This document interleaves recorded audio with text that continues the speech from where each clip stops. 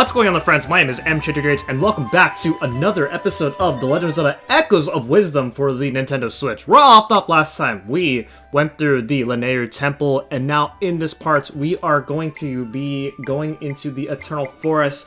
Well, ordinarily that's where we're supposed to be going to, but what we're going to be doing instead is I'm going to go around Hyrule once more in order to obtain the rest of the items that we can get before heading into the Eternal Forest. In order to satisfy 100% completion. So that is what we're going to do. So the first thing that I'm going to do is I am going to head all the way back to Hebra Mountain because a new quest has now been available to us. So if we go back to Hebra Mountain and in Conda's house, let's go ahead and talk to him, see what we got here. Zelda, try! You came to play with Conda. Do you two have a little time to chat? Conda remembers something after we talked about Big Brother the other day. Oh, what? Tell us! A long time ago, Big Brother did some magic that changed the weather the other day. The magic made it sunny so he could fly off safely. That got Conda thinking. Big Brother would have an easier time coming home if Hebra Mountain... Conda plans to do some magic. I bet that'd make your brother happy. How does it work? You need to bring a snowball that glitters like the sun to a specific spot in Hebra Mountain. You have to carry the snowball carefully so it doesn't break. It has to be perfectly round. But that's so difficult, Conda breaks it every single time. Zelda, could you show Conda how to do this snowball magic right? Conda might be able to do it after seeing you do it right.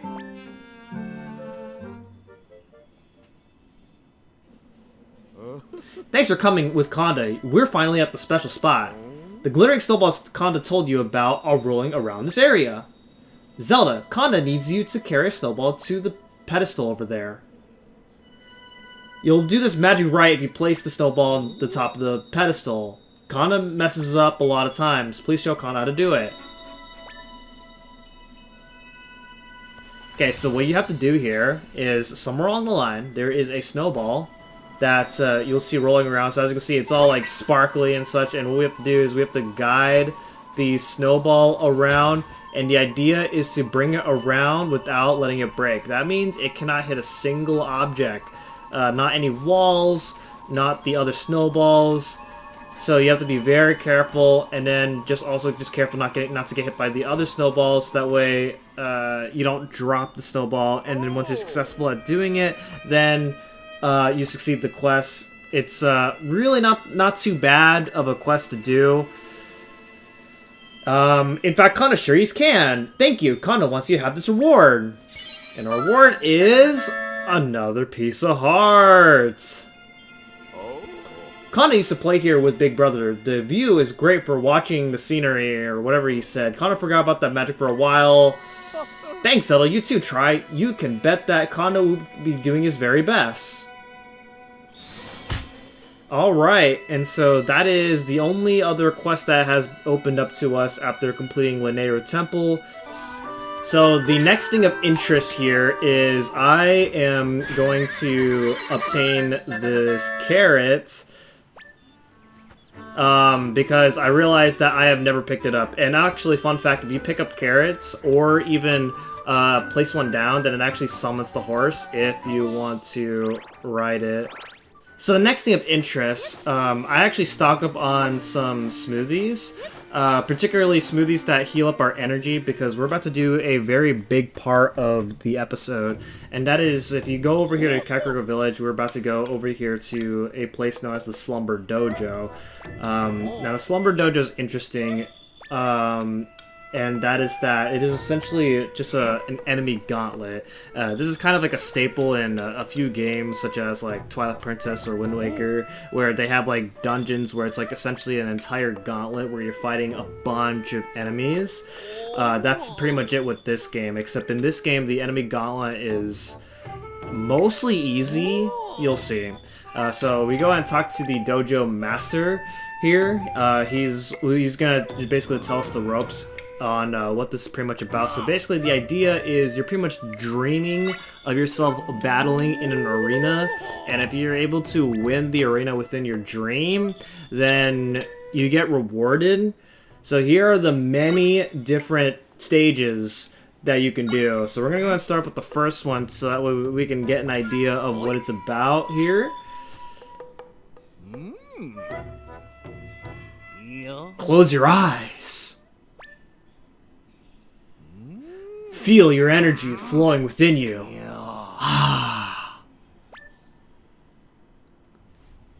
And now here we are within the dream. So you might notice that the dream is like in familiar areas that we've been into.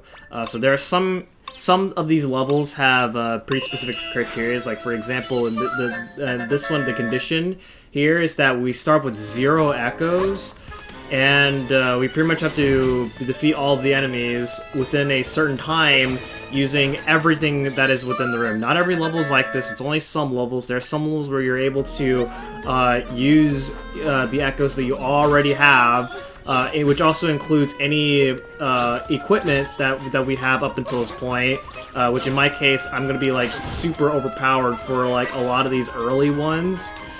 Now, as you can see on the top, you want to win this within a minute. However, if you can actually get a really good time that's even faster than a minute, then you'll get an even better reward. And that's what we were trying to aim for within every stage of the Slumber Dojo. Now, the reason you can actually do the Slumber Dojo the moment you enter Kakariko Village, but not everything is unlocked right away. And so, which is the reason why I say the Slumber Dojo up until now, because you get everything unlocked as soon as you beat every single dungeon up until this point. So, now we're going to go ahead and talk to the Dojo Master again, and we're going to do the next level. So this one here, we have to defeat all of the enemies, and the criteria here is we actually start with everything, except you are not allowed to use items. You're not allowed to use healing items, so you can't use drinks, you can't use food items, but you do. So you have to work with everything that you got here. And the nice thing is, for every Slumber Dojo level, you're always starting up with like full HP, full energy, full everything. So yeah. You know, for the most part, that's pretty much the basics of how this place works. When you complete a certain number of levels, and get their best rewards, then you will get specific items such as like heart pieces, special items, and that's the goal here. Until we're able to complete all of the Slumber Dungeon levels. So that's pretty much the basics of how it all works. A lot of it's very self-explanatory. When you get to certain parts, then there will be like a boss rush in some of these levels, where you're going to be revisiting some of the boss fights that we fought in some of the previous dungeons that we've taken on. So this is a pretty good way of practicing boss fights for like, you know, future playthroughs, which is pretty cool. Yeah, so with that being said, I am going to speed through the rest of this because this is going to take a long time, and I'm going to run out of things to talk about. So, with that being said, enjoy the show.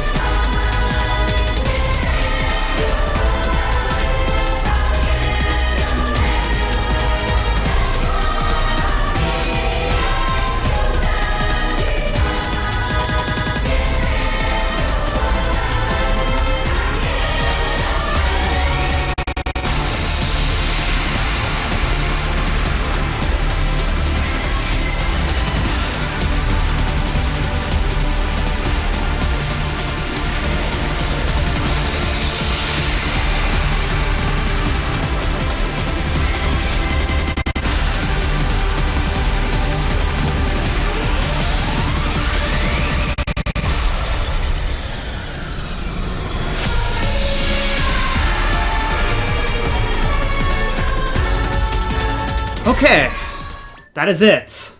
We did everything. And so, for our reward for that, or at least for completing the whole thing, we get the green tunic.